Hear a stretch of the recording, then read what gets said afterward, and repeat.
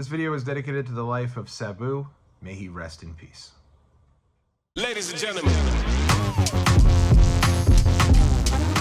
What's up, world? It's your boy Tommy on the spot, and thanks so much for checking out this video here on the Watch Along Wrestling YouTube channel. It's great to be back with each and every one of you. My goodness, May has come and gone. Unbelievable. I apologize for my impromptu hiatus. It was not planned.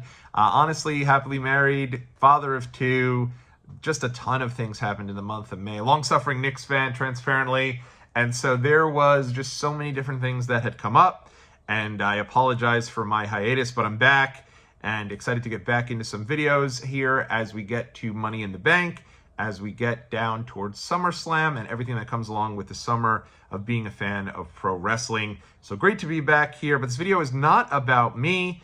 This video is about the recent, I don't think it's releases, but I guess it's the announcements that the contracts of R-Truth, Carlito, and Valhalla will unfortunately not be being extended and will be expiring soon for WWE. So I figured in this video I would talk about each one of the three of them.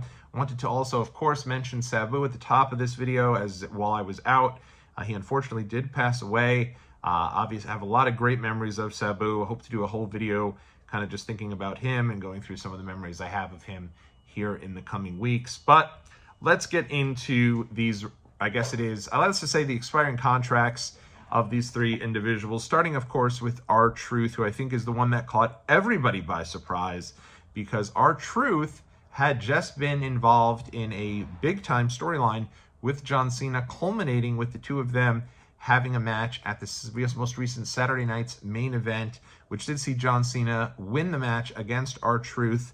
But I think R-Truth has just also become such a big staple in all things WWE that for him to announce on his X account that his contract was not being, actually he announced he was being released. I think that's where there's some confusion here. It's not necessarily that he's being released, it's just that they're going to let his contract expire and it won't be renewed at the end of it. And so, of course, obviously a heavy heart. Most people, if you're like myself, you know, folks were very unhappy about this. I think almost in a bit of denial and shock, just because of how prominently featured R-Truth has been really over, I'd say, the last year or so in WWE, that I think most people also thought with the character, maybe this was an April Fool's joke. He announced this on June 1st, and or maybe this was him confused, and maybe his new shirt was released, what have you. Unfortunately, it does seem like this is a legitimate story. And it's definitely disappointing. You know, R-Truth has been around and on the roster since 2008. You think about that. I think with the exception of The Miz, John Cena, and Randy Orton, maybe there's someone I'm missing in there, maybe Natalya as well. I think even more than Natalya, though, he has had one of the longest uninterrupted tenures in all of WWE. And you think back to his time, I guess even before that, right? You know, he debuts with Road Dogg. They come out. And I loved them. What a fun team. They came out, and it really felt like kind of a revamp for Road Dogg. Always felt Road Dogg was better in a tag team, so him coming out with R-Truth, at the time, K-Quick, and the Getting Rowdy, Get Your Ass to Fat, whatever that song was, I loved it. I thought it was just awesome, and I saw a great future for these two. Unfortunately, Road Dogg would end up getting released, and I think they didn't know what to do with K-Quick on his own. He was very new into his time in WWE, and before long, before it really even got started, once Road Dogg was gone, that was kind of the end of K-Quick as well, which I thought was pretty unfortunate, and I thought that they could have done more with him. But to his credit, R-Truth, hustled.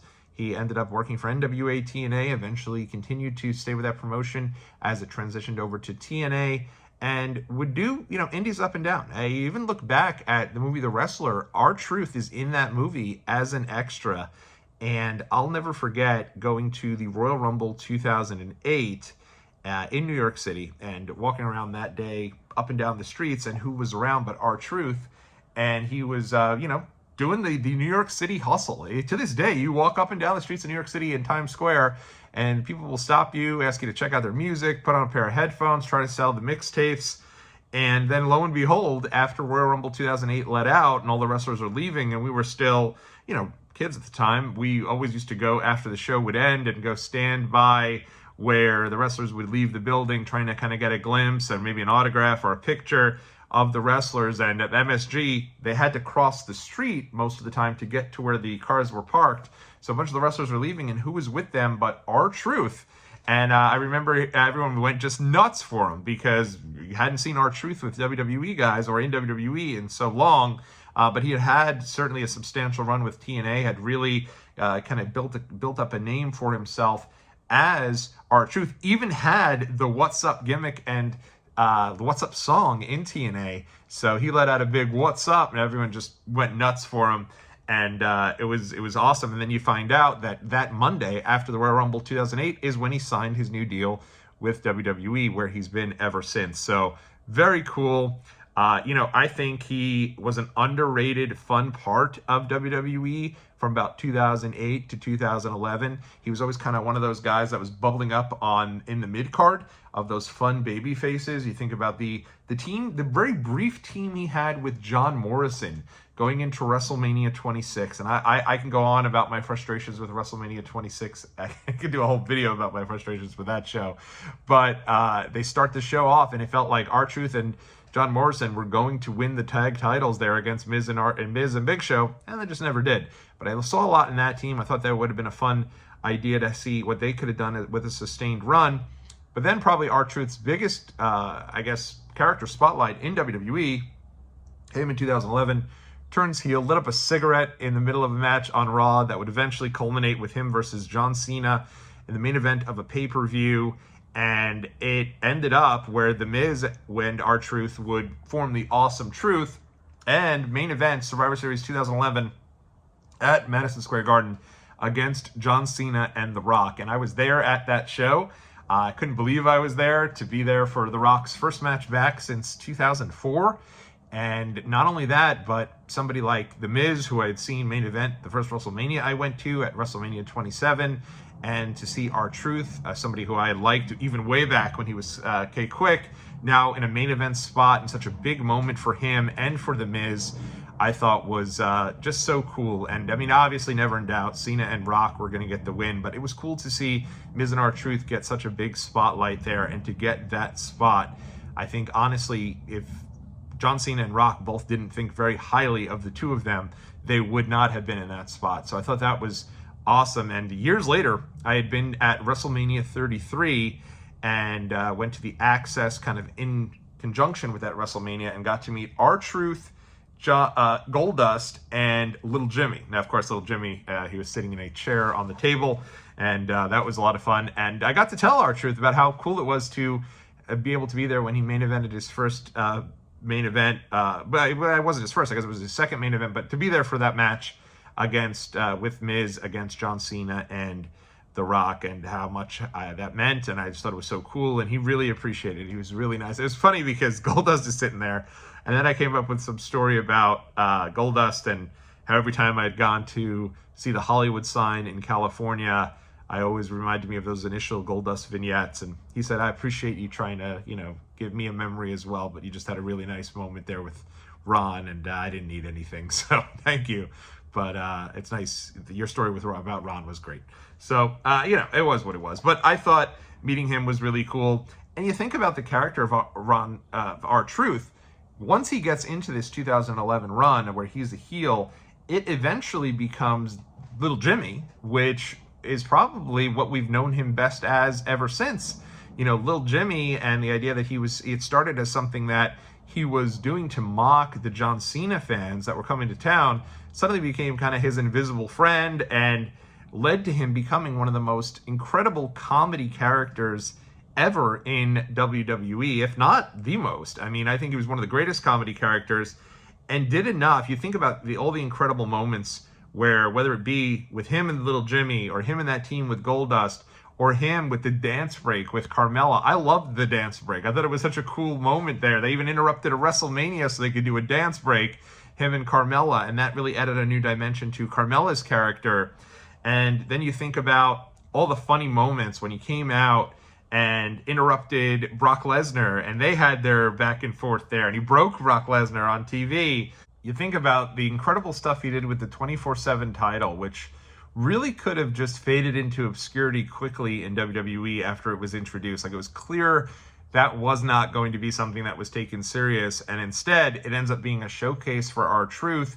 And the stuff he did with Drake Maverick was just so much fun, and they really kind of carved out their own niche. R-Truth held the 24/7 title 54 times, and the two of them made so many great vignettes, even, you know, battling on New Year's Rockin' Eve in the middle of Times Square. Like, they really made the most with their opportunity there. And I'd even say, as more recently, the stuff he did with the Judgment Day, I will make an argument that obviously WrestleMania 40 is built around the big four, right? The Rock as the final boss, Cody Rhodes, Roman Reigns, Seth Rollins. But I would make an argument that other than the four of them, Awesome Truth reuniting and going for the tag titles for R-Truth to get his revenge on the Judgment Day after they snapped and got rid of him, really was one of the selling points of the show and one of the more memorable moments that I thought was really cool. And at the end of the day here, obviously he has this match with John Cena, comes out as Ron Cena, and that got, everyone just loved it. Like, coming out of that show, I was not able to watch that show live, we were away, and the number one thing I heard was, you've got to see R-Truth and John Cena, and everyone just loved it. And from a character standpoint, R-Truth ends his run going up against his childhood hero, John Cena. How apropos, how cool is that? From a non-character standpoint, he got one of John Cena's final matches, right? That doesn't happen by accident. I refuse to believe John Cena has no input on anybody he works with. So you figure the fact that John Cena's on this farewell tour probably has, at most, 15 matches left from the start of the year through the end of the year, probably even less, and he gave one of those matches and had one of his matches with R-Truth, and that has to just speak to the respect he has for him. So it's a real bummer. I know last night on Raw, everyone was doing the "We Want Truth" chants. I loved that. I thought that was so cool, just because I'd almost thought that passion from the WWE universe or the fans that attend WWE shows was missing. That passion that, you know, you do for Matt Hardy back in 2005 when he got released after the stuff that was going on with Edge, and, you know, the crowd just got so far behind him that literally Paul Heyman gets the biggest pop at the ECW One Night Stand just by mentioning Matt Hardy's name. Or years later when Daniel Bryan was released and WWE fans did everything they could to get him rehired, which eventually worked, right? He did get rehired before his 90 days were up. And then obviously, probably the most recent example, the endless support that CM Punk got after his deal, after he left WWE, up until his return. I mean, that went on over 10 years of endless support of CM Punk after he left in the beginning of 2014. So when the crowd wants to, they can really will these things into existence, and it was cool to see the crowd get behind R-Truth. I am hopeful that he does work out some sort of deal at some point, whether it be right now or after a bit with WWE, and it's not the last we've seen of R-Truth. The countless funny memories. I think I only went through a handful of them. I'm sure there's many more that I missed. Obviously entering the Royal Rumble with the ladder, entering the Women's Royal Rumble, being confused about that. They found new and unique ways to tie R-Truth in and to keep him going really over a decade, with him being a comedy character for WWE and doing so in such grand fashion. So he is certainly going to be missed, and I hope that certainly he'll be the first ballot Hall of Famer, I would think. Hopefully he gets that opportunity to enter the Hall of Fame, and maybe we continue to see him in vignettes for years to come, similarly to Ron Simmons ending with the "damn" at the end of a promo or something to that extent. I think there's still a lot more they could do with R-Truth, even post his WWE career, which unfortunately does seem like it has ended. Another run that seems to have ended, and this one, I won't spend as much time on the last two, but Carlito also announced that he is going to be leaving WWE. And for me, Carlito was one of those that I wanted to see back in WWE for a long time. I loved Carlito during his initial run, and I thought came across really well, along with Primo, who I've always said, Primo Cologne at that Hall of Fame, when they were both went in there to induct their father into the Hall of Fame. I thought Primo came across as just an awesome promo, and I don't know how they didn't do more with him coming out of that, but I really did want to see Carlito back in WWE. I think things really ended on a sour note for him in WWE during that initial run rather, and it was cool that he got some closure here with this run. In all honesty, they didn't do too much with Carlito during this run. Obviously, he gets the incredible moment in Puerto Rico, coming back out there to support Bad Bunny. That music hit. I don't think anybody knew he was coming out, and the place just erupted. We all erupted watching live on Peacock here in the United States and the WWE Network worldwide, and it was such a cool moment. I do think that they didn't really have a plan. I think a couple things. Number one, I think that had he just came back right after that while he was white hot, I think that would have helped. But it took a while for him to eventually return to WWE after that moment there in Puerto Rico at Backlash. It took a little bit for him to eventually return to WWE. And so I think that once he returned, he also didn't return with a clear direction. I thought they should have revamped the whole Carlito character and had him have a real chance to be Carlito Caribbean Cool once again as a mid-card heel and see where it goes from there. I think he could still go in the ring. I think he was still solid, and I think he could have had a real opportunity if given the chance to show it. They just never really did that. They had him as a part of the LWO, and you knew that things weren't going well with the LWO for him when it was, I think you had Santos Escobar. Obviously, he was taken out of the equation for that match with Rey Mysterio at WrestleMania, and it looked like they weren't too sure where things were going to go when it came to Rey Mysterio finding a new partner, and he ends up recruiting Dragon Lee rather than Carlito, who was right there ready to go. So you knew, all right, well, they don't probably see too much in him. And then he ends up in Judgment Day, and I think he was good for certainly a couple of comedy spots, but I saw a lot of people online saying, oh, you know, the Judgment Day spots weren't the same if Carlito was back, you know, without Carlito back there playing 2K. And while I agree, I liked him. I always thought he was good, you know, again, for kind of the funny moments here and there. I think at the end of the day, they probably just a cost measure when it comes to him, which is unfortunate. But again, even seeing him being funny online and talking about how WWE is going to come after him for stealing money since he didn't contribute anything or whatever the joke was he said on X, I think is him saying, hey, you know, there's no hard feelings. And it's good that at the end of the day, he got this couple of year run here to find some closure for his time with WWE. And, you know, hey, I'm sure Carlito's someone else you could always pop up and hopefully have a good relationship with WWE down the road. He did win the WWC title recently, so it looks like he's going to find a nice spot back in Puerto Rico, won their title over the weekend. So when he did, I was like, and then lo and behold, there he goes. So, you know, wish him the best as well. It's unfortunate, and certainly I've always been a fan of his, so I'm glad he got this moment here and this time with WWE. And lastly, Valhalla, the former Sarah Logan, announced on her Instagram that WWE would be choosing not to renew her contract as well.